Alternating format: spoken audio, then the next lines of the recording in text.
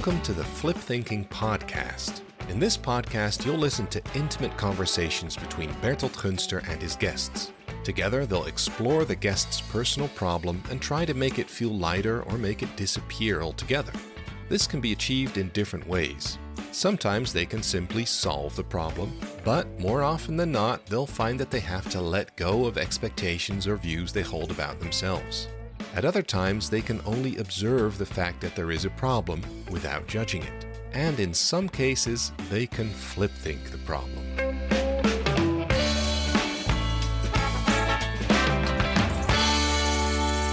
Well, good morning. It's morning now. Yes. Tell me, because it's a podcast, nobody sees you. Who are you? My name is Mary Green. I'm 44. Yeah. I've got 2 children and I've got my Aged? own company. Oh, my children are 17 and 15. Yeah, you got your own company. I do. Is there a husband or? Yes, a very sweet husband, yes. And he's involved in the company. Okay. Well, this is something about you. Then something about your question, your problem. What are you here for? I'm here for an issue that I've struggled with for some time now. I have difficulty accepting compliments. And You're not the only one, but I presume, right? I've difficulty celebrating my successes. Let's just phrase it like that. Yeah. And the criticism part hurts me a lot, but the compliments seem to just fly by and do not affect me at all. Yeah, yeah. This is just a very funny thing. And why is this bothering you? Can't you just live with it and say, well, my life goes on, no problem with that, like the rain, now and then it rains. Does it obstruct you achieving goals or whatever? Definitely, because I constantly seem to be looking for an excuse for things to fail.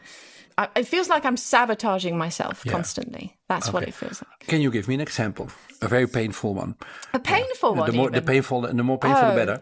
A painful one is that I'm deep down convinced I'm stupid. Stupid? Yes. Yeah. And in what way? Intellectual or clumsy or both? I'm not clumsy. I'm just, Stupid. Yes. Not the brightest of the Not bunch. that clever. Not that clever. You are stupid. Yeah, thanks. Well, you said so. I'm just I said repeating. deep down, I feel that. I know it's not true. No, but it doesn't feel so. But it doesn't feel like that. I'm trying very hard, obviously, to show people that I'm not. Yeah, especially yourself, of course. Especially myself. Convincing yourself that you are quite clever. Yeah. For somebody who is actually deep down stupid. This is how life feels. Yeah. Right. Can you give me an example how this works out in daily life? Well, for instance, I also write books. You write books, so you know the whole process is quite a lengthy one. Yeah, it is. And eventually... Unsecure process too. Exactly. Lonely process. Yeah. And what's going to happen? How are people going to think? They'll find it stupid. Yeah, exactly. In your case. Yeah, but they won't say it. No, they're polite. But you and I know. Yeah. Yeah. So you write stupid books. No, I write books. Yeah. And then they come out. But like I said, it's a lengthy process. So it sometimes takes about 1.5 to 2 years before a book actually is in your hands. And then I'm looking at it. Okay, book's out, picture taken. And then put it on the shelf and that's it. And then just move on. But you can't enjoy the moment. No, I can't. Yeah. Yeah. Again, you convinced me this is a problem. Yes. Yeah, because it should be nice. It would be nice if you could enjoy such a moment. And you can't enjoy. No. Other example. Well, they're basically all the same ones. There's little successes that happen. Or other people say, oh my God, what have you done to your company? Look what you've established and look what such an impact you have on other people on a daily basis. And you're like... information for me, how many people work for you or with you? I've got a small team, like 5 people. And, well, externally, they're 40 to 50 people. Working with you, 40 to 50 people. Yeah. But if they compliment you for what you have achieved regarding your work, again, this doesn't really count. It doesn't feel like a real compliment for you. It could also be about me personally, or I love to write people cards because I just, if I appreciate them, I want them to feel that and to know that. So I can write them sweet cards with sweet words. Yeah, of course. That's the only way, isn't it? Yeah. Nothing like computerized. That's fake. I really wanted to feel like it's there's effort put into it. So I write them cards and I send them. And there's not a bone in me that expects something in return, because this is something I do it gives me pleasure. Yeah.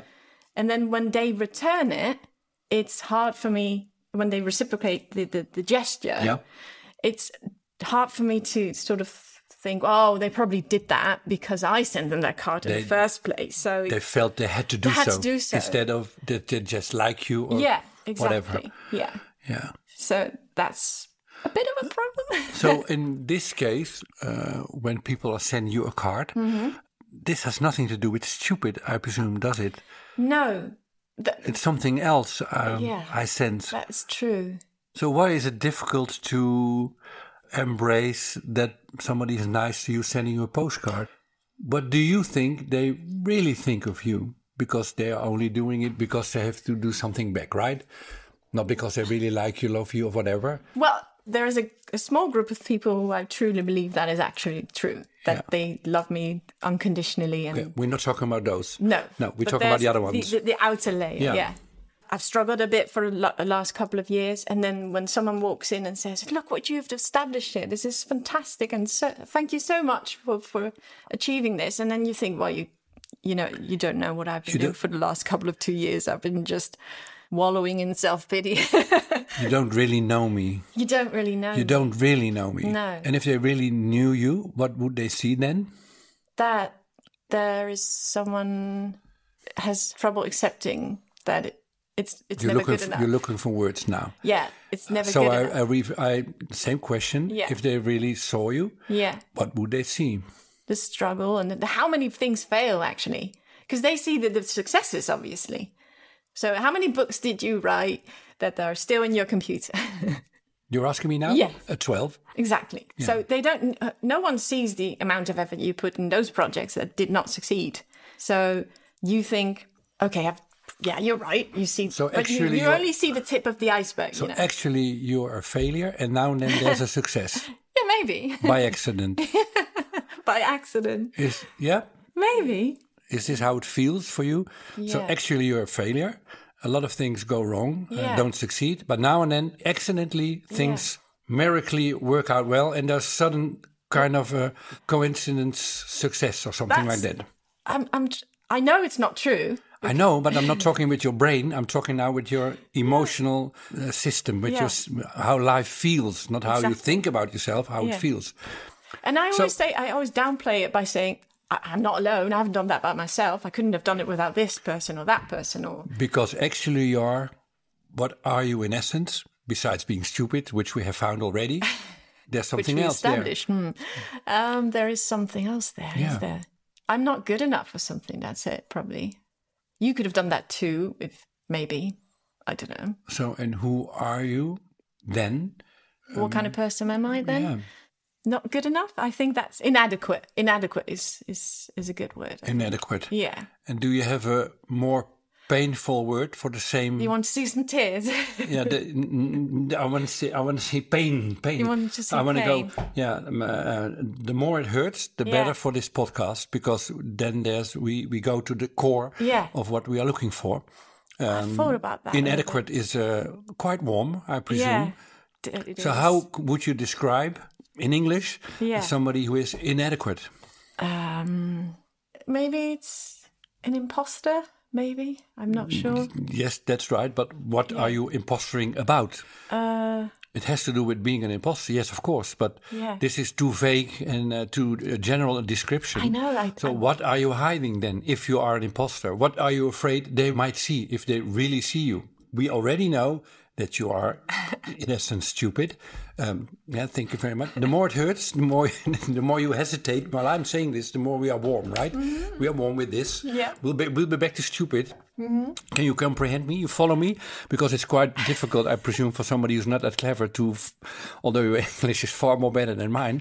So stupid, we'll leave there. We'll be back at stupid. Thanks. So how would you describe somebody who is really inadequate? I'm looking for a more painful word, because I have my intuition says me we are very warm, but we are not there yet. I know.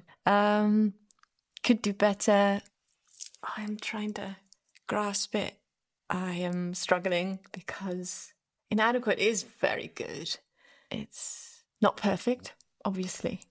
Imperfect. Imperfect? Yeah. Clumsy? No, not clumsy. Mm-hmm. No, imperfect. I get happy when people say, "Hey, that's perfect." Hey. Oh, thank you. Ta-da! Temporary relief. Yeah. I know that's the thing.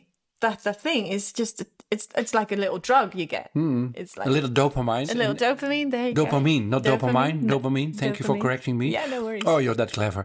So intellectually far beyond my ceiling. So is inadequate the word? So I will test this. Yeah. Imagine that you leave the building. All right. I'm talking with my technician, and he asked me, "Well, how was she?" I thought, "Oh, very nice girl, blah blah blah." But I think she's really inadequate. Inadequate. Would this hurt if I would say so? What's she doing here? What's she's doing in life here? Yeah. Well, she has a kind of web shop and she's writing things. I don't know what exactly. And a lot of people work for me. Well, she's just bragging. Actually, she's very inadequate. Would that word hurt? A little bit. So we're warm. Enough. We're not there yet. Yeah, so, I agree. Okay, I'm not in a hurry. No. We have all the time of the world. It's so hard, again, though. I'm trying to grasp it. But why? So let me ask you, why are you inadequate? How does it come you are inadequate? What do you feel of character or? I think it has to do with it can always be better or something. It is never good enough. Never good enough. Never good enough. Yes. How would you describe somebody who's trying in life to achieve things and doing her best, which you do, obviously, very, but still it will never be good enough. It will never be good enough. How come you are such a person that whatever you do, it's never good enough? I think that's ingrained in me. Does that make sense? Inadequate in what way? We still in every way. In every way. In every way. In every way about me as a person, or me and my capabilities and abilities and achievements in every way. So maybe inadequate is the word. Then you are just inadequate in everything. Yeah, you're never good enough. But look, I'm trying very hard. Look, and I've done something. No, it doesn't help. It won't help you.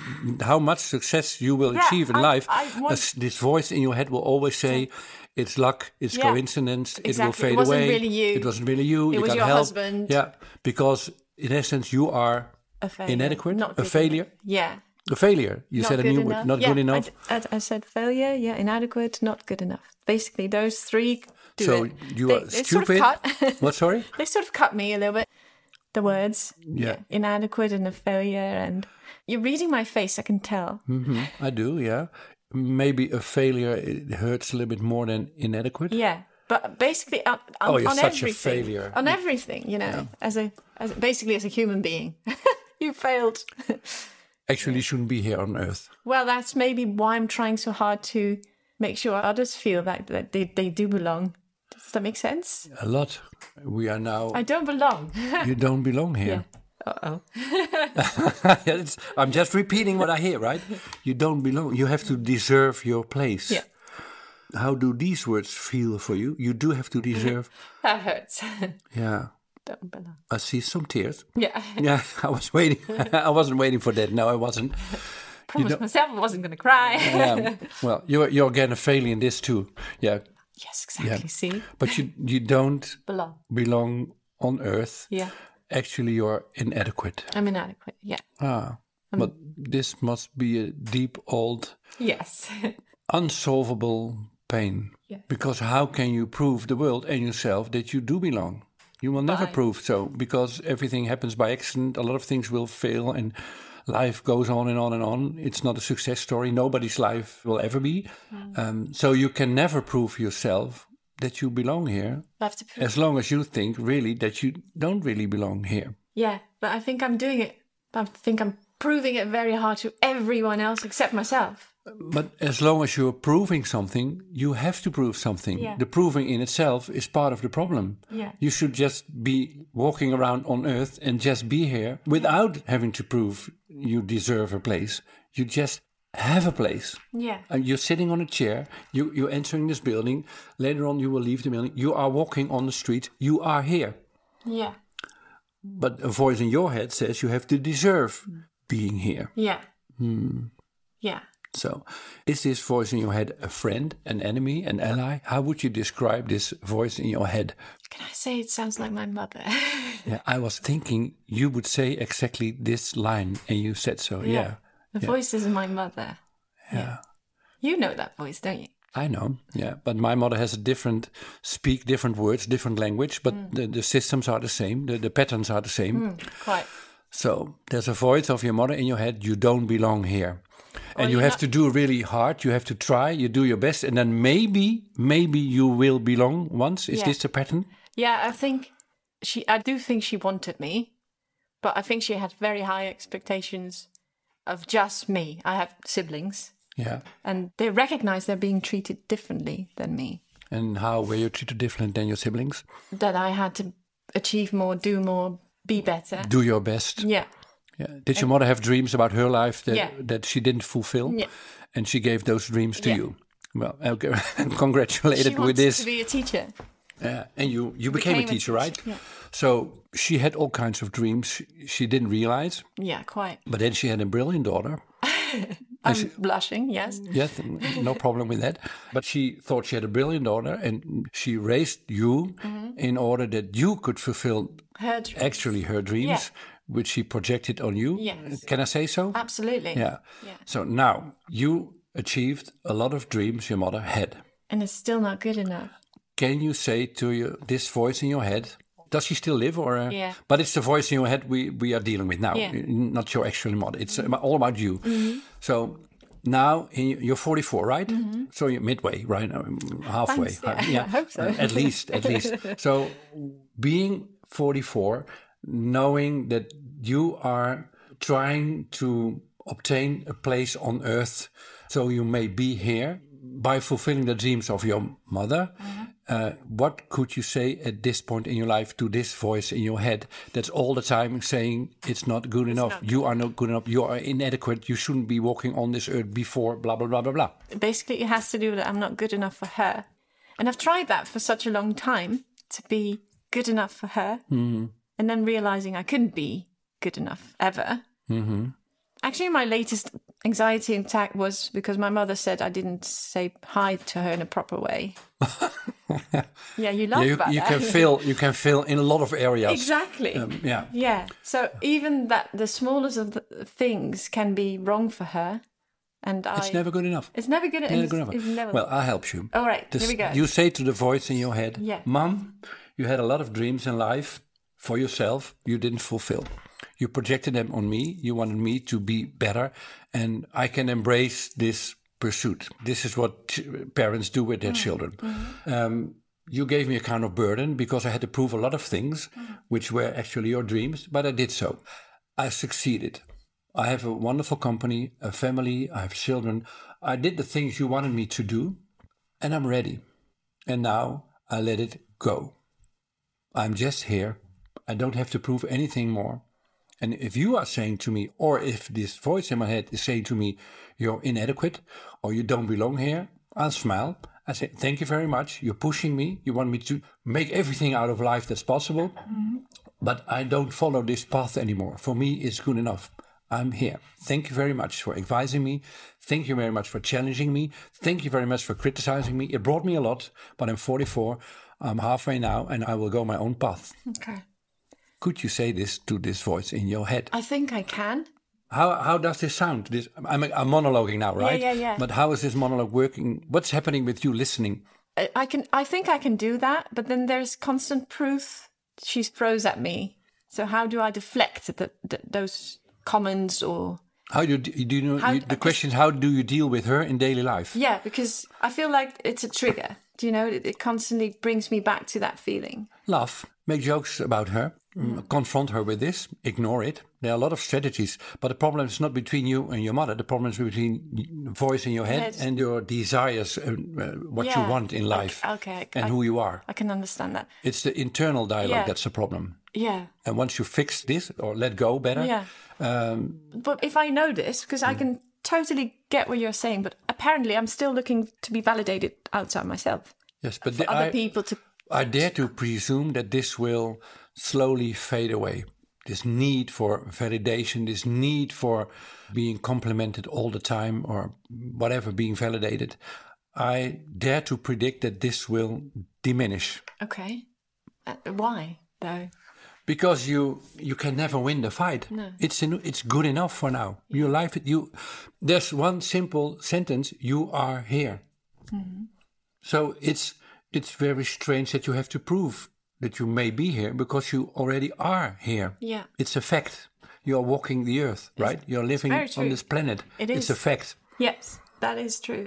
So Mother is ready. She can go now. Mm-hmm. She's done her best. Thank you very much, Mother. You gave me a lot of push in life. Mm. I worked hard. I did my best. I'm ready. I'm here. I gave you life, she says. Yeah, and I thank you very much. And I gave life to my children in return. Not to you, but to my children. I always say you wanted me. I mean, I didn't ask for it. You don't have to do anything in return. No. This is what children do. They are so loyal to their parents. Everybody, me too. Every child does his or her best to prove. Look at me. Are you proud of me? Can I be here? Do you want me? And if you have a mother who doesn't validate this, then you have a big problem. Yeah, you feel. Yeah, everyone wants their parents to be supportive, right? Yeah. So, yeah.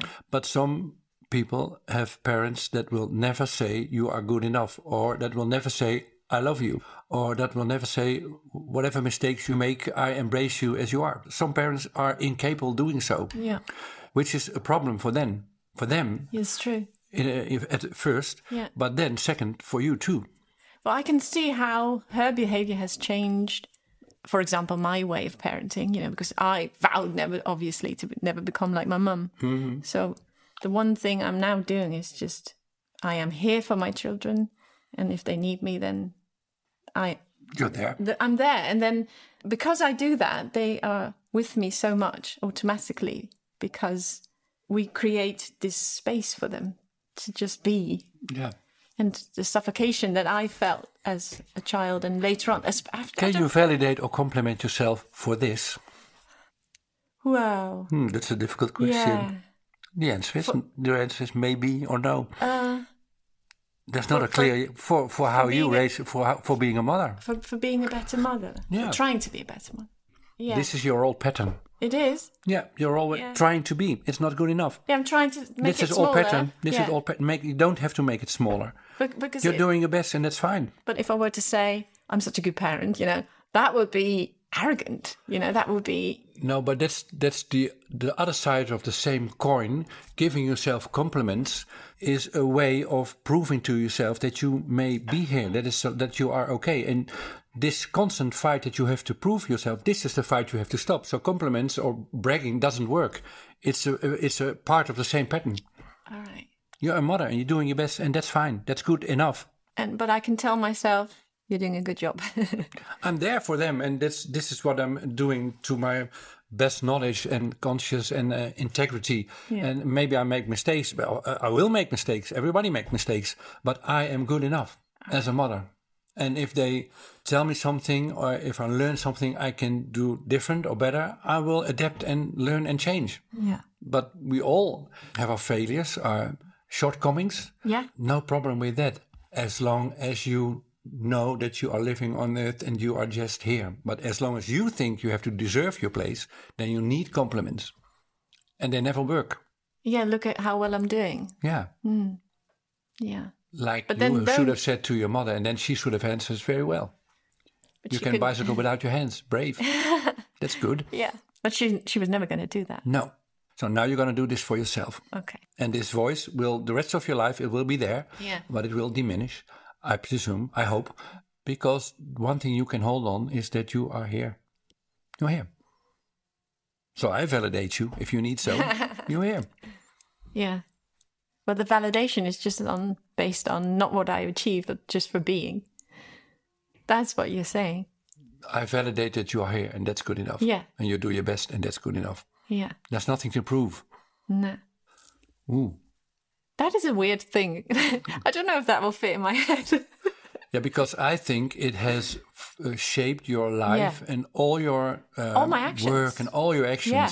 And suddenly, when this is gone, this must be weird, because how do you arrange life from now on? Yeah. Just follow your desires, period. And that's good enough. Yeah. Nothing to prove anymore. But this must be very weird for your complete system, which is built around how do I prove the world that I belong here, that I'm validated. You don't have to prove anything anymore. So how do you now shape life? How do you make choices based on something else? Well, this must feel insecure for now. Very. How do I do so? It feels wobbly. Yeah, but it makes life much easier and simple and lighter than it was before. Yeah. Just follow what you desire to do. All right. Period. And then, in a way, I did do that. So I'm with this. I'm saying that not all the things my mum put on me is a bad thing, because obviously it has driven me to become this part. You know, this person where ambitious, clever, determined, resilience. Obviously, I do see that, but why do those words not surface? Why is it always the negative? We found the answer, because you are inadequate. You're never good enough. That's the answer. You'll never prove yourself that it's good enough, as long as you carry this idea with you that you should deserve a place on earth, which was the core of this, which is the core of this podcast. You feel that you have to deserve your place on earth. This is where you're. So you can let go of this battle. Just let go. Wow. It's that Any simple. tips on how to do that? Make fun of it, recognize it. When you talk to your mother and she's giving you signals that you are not good enough, laugh about it and say, "Mother, what are you doing? Do you think I'm bad?" And if she says yes, say, "Well, okay, thank you. I disagree." Okay, this is what you think, this is what you think. My sister did that the other day and she started crying. Your mother cried? Yeah. That was, wow. You know what happens as long as you're doing your best for your mother has a big influence on you. And if you stop this battle in yourself, also her influence on you will diminish.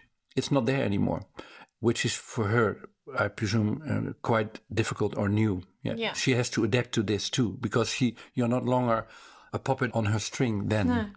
I tried that for a bit and then her behavior changed. So she was first dominant and trying to rule. And then she turns into a victim. Which Same goal, different role. Laugh about it too. Laugh about it. Laugh about it in the humorous, embracing, playful meaning of the word. Okay. Not cynical, just joyful. That's funny. That's the same. Out of curiosity and joy of life, it's a tragedy. How she communicates with herself, with you, this is a tragedy. But you can see it as a comedy too. And in the best comedies, there is pain. Oh, yeah. Yeah. Loads. Yeah. But in tragedies, there's never humor. I've never looked at it like that she's playing the victim just to get the same result. Yeah. She's just trying a new role with the same goal. Wow. Yeah. Okay, that's a good insight. So. Yes. Where are we now in this podcast? First of all, you are on Earth. You don't have to prove anything anymore. This burden is gone, right? It will take some time. You have to adapt to it. It's quite new. But you're 44. You have a lot of years in front of you. So you'll manage, right? Hopefully. Agree? Yeah, I'll agree. Yeah. Oh, we'll stay in contact. We'll stay in contact. And then about the stupid thing, I think this is a smaller problem. I think it's part of the same thing that you are inadequate. And being stupid is a signal of inadequacy. Is this a word? Yeah, inadequacy. Thank you very much. Done. For the listeners, I'm Dutch. I'm trying. And so I think perceiving yourself as being stupid is part of the same problem. The deeper problem is having to earn a place on earth. And stupid people don't belong here. So I think we have managed this problem too. Make jokes about being stupid. But the deeper problem is that you really feel that you are not worthy enough to be here. And that is why I can't. And this is the core. Accept a compliment, but can accept the criticism. Right, because the voice in your head says they give compliments, but they don't see that I really don't belong here. Actually, I deeply, deeply fail in being good enough to have a place under the sun. Yeah, and the criticism is like a confirmation of what I believe. Yeah. So I take that in like, oh, see. So I deflect the compliments. Criticism. Criticism. Are the truths. Is my personal truth. Yeah. And the compliments are superficial. They don't know you really. Yeah. Yeah. Yeah. You put them aside as being not true. Yeah. Yeah. And I have to flip that.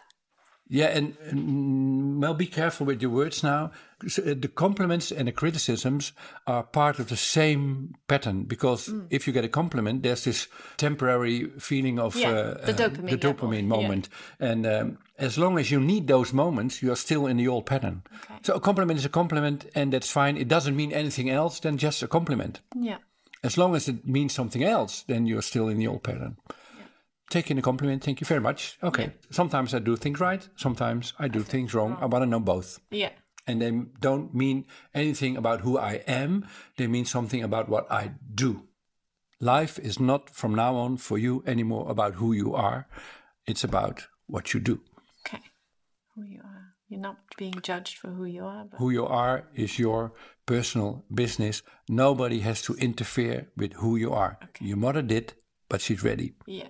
There's a fence there. She's done. Her job's done. Her job's done. All right. So how does this feel for you now?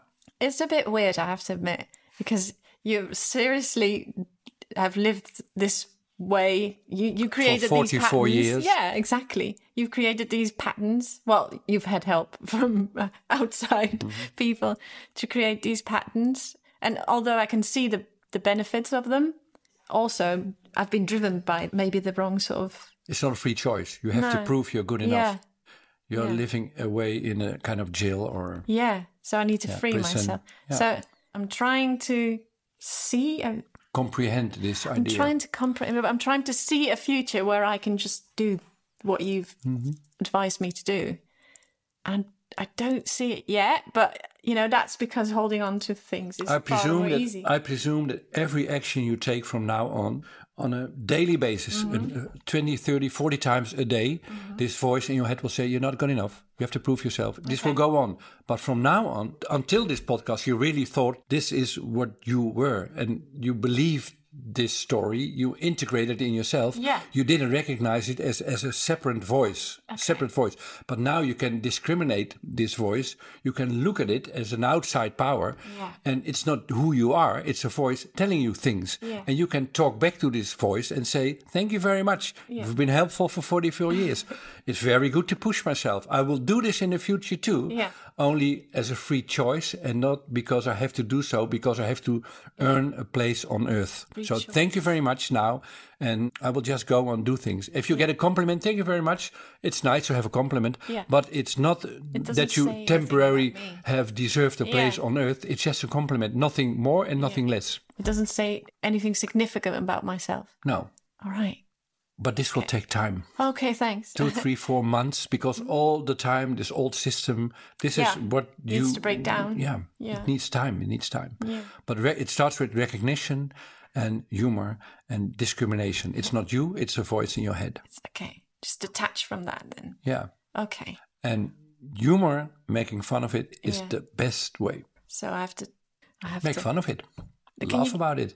If you really do your best and somebody gives you a kind of criticism, is critical about something, I presume that you immediately will think, I failed, you see? Yeah. But then there's a light burning. I'm doing the old pattern. Yeah. I can let go of the old pattern now. It doesn't have to... You recognize the moment. You will recognize the moments it really pulls you down. Yeah. And if you recognize it, you can let go. Let go. I don't have to let this hurt me. Yeah. But it's deep in you. It's a stubborn, very old. It's very tenacious, absolutely. And it feels like your complete being here on earth and your complete existence is built on this having to prove that you earn a place here, and you can let go of this complete system. So this is a big thing for you. It really is. Yeah. I feel like my whole life is sort of built on that. Mm-hmm. So what now? What now? Yeah. I'll see. We'll see. That's the thing. If you like things, go on. If you don't like them, stop. Yeah. Yeah. So thank you very much for being here. Thank you for having me. It was a great honor. Yeah, for me too. And thank you very much for helping me out with the English and also opening my mouth so I will a little bit more sound like the English people. Pronunciation would be better. Pronunciation. There you go. Yeah, thank you very much. Okay, we'll stay in touch. That sounds like a good plan. Yeah, we will. Good luck with the English. Yeah, thank you very much. Bye. Do you want to flip think your own problem too? In Berthold Gunster's bestseller Flip Thinking, you will learn all about the life-changing art of turning problems into opportunities. Flip Thinking is available in England, Italy, Portugal, South Korea, United States, and soon in 17 other countries too. For info, check out flipthinking.info.